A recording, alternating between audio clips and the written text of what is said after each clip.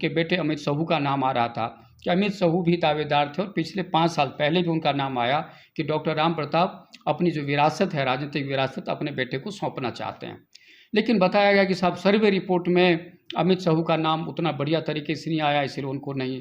फिर दूसरी बात कभी सुनने को मिली कि साहब ये जो परिवारवाद की बात भाजपा करती है तो उसमें ये सेट नहीं बैठता है कि भाई बाप के बाद बेटे को टिकट नहीं। डॉक्टर राम प्रताप या गणेश बंसल या बहुत सारे जलंधरा जी वगैरह, खूब सारे, आशीष पारिक, सुमन चावला, अमन संधू, बहुत सारे ऐसे जो है ना, जैसे वो अभी मैंने पहले ही कहा कि 1 दर्जन दावेदार हैं।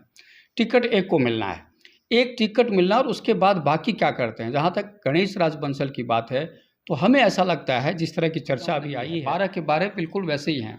दम किस में है? तो दम है अमित शाह में, दम है नरेंद्र मोदी में। वो दोनों जो आला कमान बने बैठे हैं वो अपने हिसाब से पूरे देश में भारतीय जनता पार्टी को कवर कर रहे हैं। वो इसलिए कर रहे हैं क्योंकि उनको लगता है कि उनके नाम पे वोट मिलता है बीजेपी को, तो वो अपने हिसाब से नेता का चयन करते हैं, टिकट का चयन करते हैं। कहने के लिए बात आती है कि भाई सर्वे का फार्मूला होता है, उससे पहले वसुंधरा जी का सर्वे हो गया, बीजेपी भाजपा के टिकट की जैसे आपने बात कही, तो वाकई ये टिकट जैसे यूँ लग रहा है कि पता नहीं क्या है। कांग्रेस की भी यही स्थिति है, कांग्रेस के भी बहुत सारी सीटों पर अभी उम्मीदवारों का चयन नहीं हो पाया है। लेकिन चूंकि आपने भाजपा और हनुमानगढ़ की बात की, तो देखिए हनुमानगढ़ के जो भाजपा नेता हैं, जो आप देख रहे हैं Hindi news channel public plus Rajasthan. यदि आपने हमारे चैनल को अभी तक सब्सक्राइब नहीं किया है तो सब्सक्राइब करें और पेज को फॉलो जरूर करें। अपने क्षेत्र की ताज़ा व सटीक खबरों को देखने के लिए हमेशा जुड़े रहे पब्लिक प्लस राजस्थान से। नमस्कार, आप देख रहे हैं पब्लिक प्लस राजस्थान। मेरे साथ हैं हनुमानगढ़ के वरिष्ठ पत्रकार गोपाल झा। पिछले कई दिनों से हनुमानगढ़ में एक जो चर्चा चल रही है, भाजपा की टिकट है जो काफ़ी समय से अटक रही है। बार बार लिस्ट आने पर भी जो है भाजपा के जो उम्मीदवार का जो नाम नहीं आ रहा है। तो इनसे जाने कि आखिर क्या कारण है ऐसा, और हर बार पिछली बार भी ऐसा ही हुआ था। जी सर। देखिए, जहाँ तक हनुमानगढ़ विधानसभा क्षेत्र की बात करें और भाजपा के टिकट की जैसे आपने बात कही, तो वाकई ये टिकट जैसे यूँ लग रहा है कि पता नहीं क्या है। कांग्रेस की भी यही स्थिति है, कांग्रेस के भी बहुत सारी सीटों पर अभी उम्मीदवारों का चयन नहीं हो पाया है।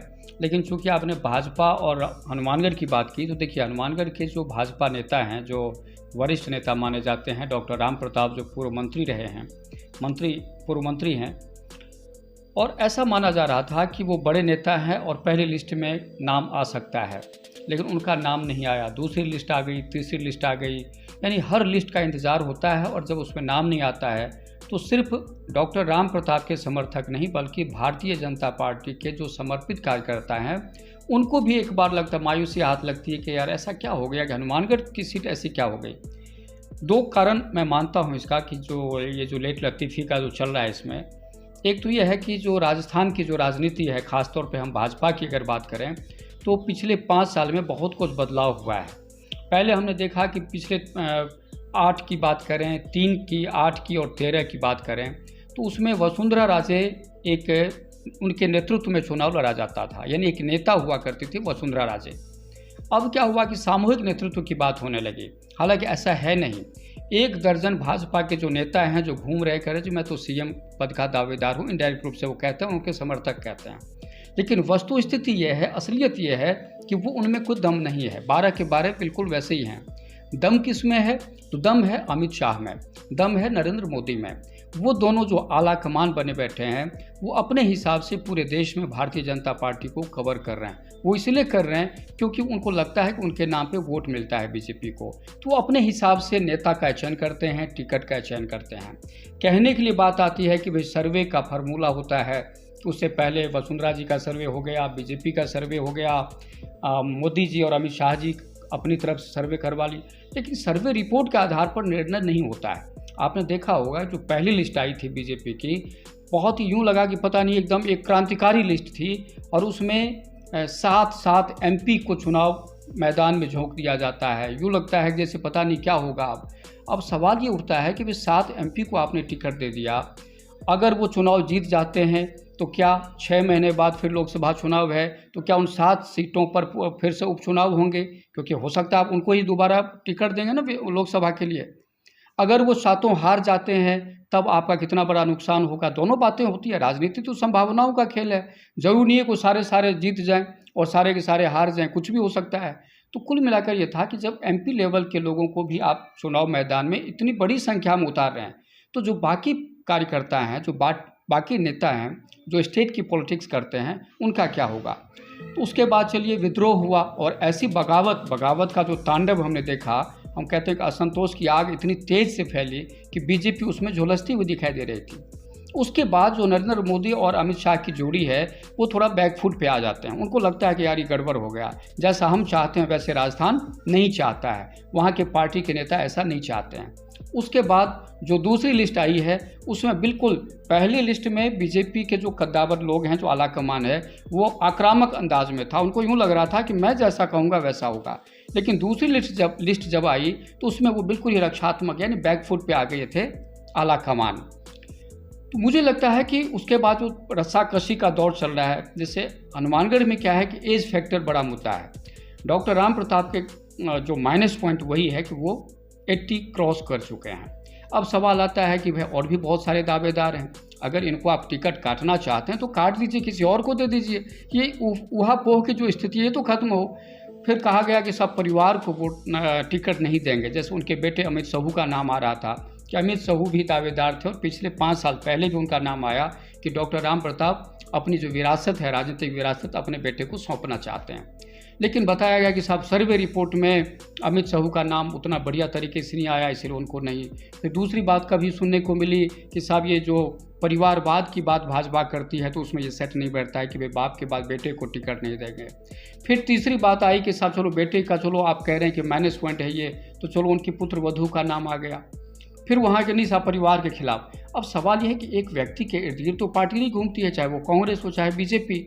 1 दर्जन टिकटार्थी हैं बीजेपी के पास आज भी हनुमानगढ़ में, जिसमें बहुत तरह के नाम हैं, कुछ संघ से हैं, कुछ किनका, सबका अपना अपना है। अब सवाल ये है कि इतने आपके टिकटार्थी हैं और अगर आप इतनी मजबूत स्थिति में हैं कि आपके कहने से किसी को पार्टी वोट लोग दे देंगे, तो आप किसी को खड़ा कर दीजिए, कहाँ दिक्कत है। फिर इतना पसोपेश की जरूरत कहाँ। ये कांग्रेस की स्थिति तो है नहीं कि कांग्रेस के बारे में कहा जाता है कि साहब वो कमज़ोर स्थिति में है, उसको फूंक फूंक के ख़त्म रखना पड़ रहा है क्योंकि ऊपर भी आला कमान फेल हो रहा है उसका। लेकिन आपका आला कमान तो बहुत मजबूत है। बता रहे हैं कि हमारे दुनिया की सबसे बड़ी पार्टी है, दुनिया के सबसे लोकप्रिय नेता आपके पास हैं, जैसा आप दावा करते रहते हैं। और उस दुनिया के सबसे लोकप्रिय नेता आज हनुमानगढ़ में अपने टिकट का वितरण भी ढंग से नहीं कर पा रहा है। हनुमानगढ़ जैसे अभी भी 16 सीट बाकी है। तो कहीं ना कहीं लगता है कि बनावटी बातें हैं। गोपाल जी हर बार, पिछली बार भी शायद ऐसा ही हुआ था। लास्ट दिन जो है, जो नॉमिनेशन का है, डॉक्टर साहब को लास्ट दिन जो टिकट मिली थी, और इस बार तो उससे ज़्यादा जो स्थिति खराब हो रही है। हर बार ऐसा क्यों हो रहा है? देखिए क्या होता है कि जब आपका कद बढ़ता है तो एक सामंजस्य बहुत बड़ी चीज़ है। डॉक्टर राम प्रताप जी की जब हम पिछले 30-33 साल के जो उनके राजनीतिक जीवन उनमें देखें तो उनका जो काम करने का अपना एक तरीका है। कहा यह जाता है, जो उनके समर्थक अक्सर ये बात कहते हैं कि डॉक्टर राम प्रताप बहुत ज़्यादा किसी के पीछे नहीं जाते। जब वो सत्ता में होते हैं तो एक रिजर्व नेचर के हैं और अपने हिसाब से वो काम करते हैं। होता क्या है कि राजनीति में कि आपको रिजर्व नेचर से काम करना नहीं होता है और काम के आधार पर सब कुछ तय नहीं होता है। वहाँ पर आपकी जो सामंजस्य कैसा है, जैसे कैबिनेट होता है, कैबिनेट में खूब सारे मंत्री होते हैं, विधायक होते हैं, विधायक की जो भी आपकी पार्टी है, तो सबके साथ आपका सामंजस्य कैसा है। और एक कार सेवा होती है राजनीति में। एक तो कार सेवा जो हम करते हैं गुरुद्वारा में जाके, मंदिर मस्जिद में जाके करते हैं, और एक कार सेवा इन्वर्टेड कॉमा में होती है ना, पैर खींचने वाली बात। तो वो जो है डॉक्टर राम प्रताप जी के साथ क्या है कि हमें लगता है जो बाकी नेता हैं वो कहीं ना कहीं उनका अंदरूनी विरोध बहुत ज़्यादा करते हैं कि इनको आगे नहीं बढ़ने देना है, ये वो। तो हो सकता है कि इस वजह से उनको नुकसान होता है हर बार। गोपाल जी, अचानक एक पैराशूटी जो नेता है वो अचानक हनुमानगढ़ में आता है और उसका नाम जो है अभी जो फिलहाल डॉक्टर राम प्रताप के साथ जोड़ा जा रहा है, सुरेंद्र जलंधरा। तो उनका नाम इतना ज़्यादा अचानक आने का कोई कारण मूल ओबीसी है वो? देखिए, ये पैराशूट शब्द ही गलत है। मैं ये मानता हूँ कि कोई भी भाजपा का या कांग्रेस कोई भी कार्यकर्ता है, जब आप अखंड भारत की बात करते हैं तो ये क्षेत्रवाद की बात बिल्कुल बेमानी है। मुझे याद है कि मैं बिहार की बात करता हूँ, बिहार में एक दरभंगा ज़िला है कमिश्नरेट, वहाँ पर संजय सरावगी एमएलए हैं बीजेपी के, और वो कहाँ के रहने वाले हैं? चूरू सीकर के रहने वाले हैं। सवाल, अब महाराष्ट्र में चले जाएंगे तो वहाँ पे राजस्थानी मूल का आपका एमएलए मिल जाएगा। दुनिया में आप चले जाइए, भारत मूल के कितने, अभी ब्रिटेन का प्रधानमंत्री कौन है? सुनक साहब कौन है? ऋषि सुनक भारत मूल के हैं ना। सवाल ये, जब इंटरनेशनल पॉलिटिक्स इतना बड़ा हो गया तो हम किसी को पैराशूट कैसे कह सकते हैं? भाई अगला वो पंजाब के हो सकते हैं, राजस्थान किसी जिले के हो सकते हैं, उनको लगता है कि हनुमानगढ़ हमारा क्षेत्र हो सकता है और यहाँ पर उन्होंने पीलीबंगा में काम किया। तो मैं देखिए, मैं किसी के पक्ष या विपक्ष की बात नहीं करता हूँ, मैं ये कह रहा हूँ कि हर पार्टी कार्यकर्ता को टिकट मांगने का हक है। उसकी योग्यता है कि वो अपनी बात आला कमान तक कैसे पहुँचाता है, और उसके बाद अगर आला कमान उस पर अपनी दृष्टि विचार कर देता है तो उसके बाद जनता फैसला करती है कि वास्तव में ये इसके अनुरूप चलने वाले हैं या नहीं चलने वाले हैं। तो इसीलिए मैं इस बात से इत्तेफाक नहीं रखता कि कोई पैराशूट बाहर का आदमी क्यों आ सकता है, सभी स्वतंत्र हैं। नहीं, उनका बैकग्राउंड क्या है? और जो इतना ज़्यादा नाम जो हाईलाइट हो रहा है इस समय, मूल ओबीसी से हैं वो। देखिए, सोशल मीडिया का समय है और जो समर्थक होते हैं वो किस तरह काम करते हैं आपको भी पता है। जो आईटी सेल आज हर पार्टी में, पहले बीजेपी का प्रभावी था, अब उसके बाद ये हुआ, रिजल्ट जब आया 13-14 से हम देख रहे हैं, तो उसके बाद हर पार्टी को लगता है कि अब ये सोशल मीडिया सबसे ज़्यादा प्रभावी है। तो आप किसी की छवि 1 मिनट में बिगाड़ सकते हैं, किसी की छवि 1 मिनट में बहुत बढ़ा चढ़ा के पेश कर सकते हैं। तो अब जो स्थिति है, तो मुझे लगता है कि ये सब होता है, राजनीति में सब चलता है। किसी का नाम आप ऊपर उछाल सकते हैं, किसी का नाम नीचे गिरा सकते हैं। सोशल मीडिया का यही तो है, यहाँ पे तथ्य तो है नहीं, कोई डेटा तो कुछ है नहीं यहाँ पे। जी, बात करें हनुमानगढ़ के सभापति गणेश राज बंसल की, वो भी काफ़ी समय से प्रयास कर रहे हैं, दोनों पार्टियों से प्रयास किए हैं उन्होंने, और आज जो है कांग्रेस ने जो है अपनी जो उम्मीदवार घोषित कर दिया है, उन्होंने नॉमिनेशन भी कर दिया चौधरी विनोद कुमार जी ने। तो अभी जो गणेश राज बंसल भाजपा से प्रयास कर रहे हैं, अभी भाजपा की टिकट आनी बाकी है, सिर्फ एक दिन बचा है, तो उनका यदि वो निर्दलीय लड़ते हैं या तो क्या लगता है आपको? देखिए, अभी तो ये अपन कुछ नहीं कह सकते कि कौन क्या करेगा। देखिए, डॉक्टर राम प्रताप या गणेश बंसल या बहुत सारे जलंधरा जी वगैरह, खूब सारे, आशीष पारिक, सुमन चावला, अमन संधू, बहुत सारे ऐसे जो है ना, जैसे वो अभी मैंने पहले ही कहा कि 1 दर्जन दावेदार हैं। टिकट एक को मिलना है, एक टिकट मिलना, और उसके बाद बाकी क्या करते हैं। जहाँ तक गणेश राज बंसल की बात है, तो हमें ऐसा लगता है, जिस तरह की चर्चा अभी आई है कि टिकट मिले या ना मिले वो चुनाव लड़ेंगे, इस तरह की चर्चा आई है। अभी इनकी गुप्त मीटिंग भी हुई है समर्थकों की, पार्षदों की, जिसमें यह हुआ कि चुनाव तो ये लड़ेंगे। अब चुनाव लड़ने के बाद क्या होता है कि अगर मान लीजिए टिकट मिल जाए या नहीं मिले, पार्टी के टिकट पे एक अलग रुझान होता है, जब आप निर्दलीय चुनाव लड़ते हैं तो उसका दूसरा इम्पैक्ट आ जाता है। तो ये तो जनता तय करेगी कि वास्तव में गणेश राज बंसल, क्योंकि वो बार बार एक बात कहते हैं कि मैं विकास पुरुष हूँ, मैंने 3 साल में 4 साल में हनुमानगढ़ की तस्वीर बदल दी, और इसी आधार पे वो ग्रामीण क्षेत्र की बात करते हैं। तो इन दावे को आम जनता कितना समझ पाती है, भले वो शहर के लोग हैं, भले वो गांव के लोग हैं, ये तो जनता तय करेगी कि वास्तव में उनका जो दावा है कितना मजबूत है।